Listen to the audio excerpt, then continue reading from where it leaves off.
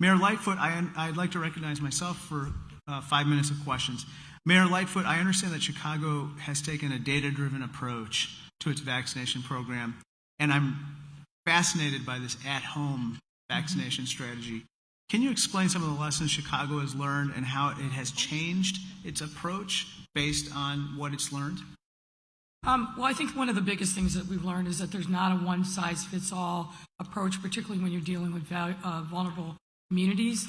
We have really spent a significant amount of time building partnerships, joining tables that have already been built, and really then using the data and sharing that data with local-based advocacy groups and stakeholders to craft really neighborhood-specific interventions.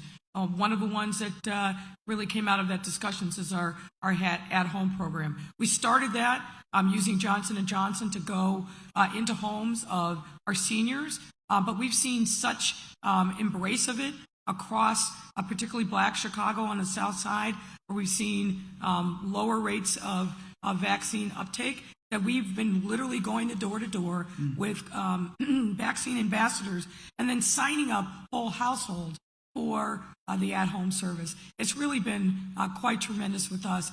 But what I would say is, again, is one of the things that's been most important in our vaccine distribution program is the work that we did prior to the time that the vaccine hit, by building those relationships with trusted community partners and messengers, and then using that infrastructure to push out vaccines, and then constantly being engaged with them to understand what the levels of hesitancy are. I think Dr. Ezike got it just right.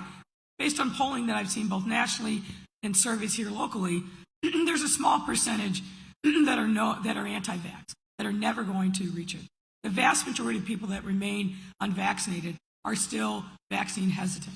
So when we send out those ambassadors into neighborhoods, going door to door, we see the ability to really address people's concerns, make sure that we're informing them of the facts, because as you know, there's still a persistent drumbeat of misinformation out there about the vaccine, about the efficacy of it, what the ingredients of it, what was used, and so forth. When we're able to have those kind of one-on-one conversations, we're able to break through at remarkable rates. Thank you. Dr. Ezike, rural areas. It seems like this is a really tough nut to crack. Can you tell us what is working in rural areas, and can you give any specific examples? We have tried the door-to-door method that had worked in some areas, and we had a lot of pushback and resistance on that. So what we have done, we've continued to do outreach. We've continued to partner with churches in the area, try to find local people of faith who are willing to share the message, allow education to be spread, host events. But we've also had to make sure that we give other options. And so we have been very diligent about educating about monoclonal antibody. We know that at the end of the day, we need to save lives. And if we have people that are still on the fence, still hesitant, or absolutely not going to get a vaccine, part of the approach has to make sure that they do understand how they might take another option if they were in fact to get infected. Although we continue to promote an ounce of prevention is worth a pound of cure.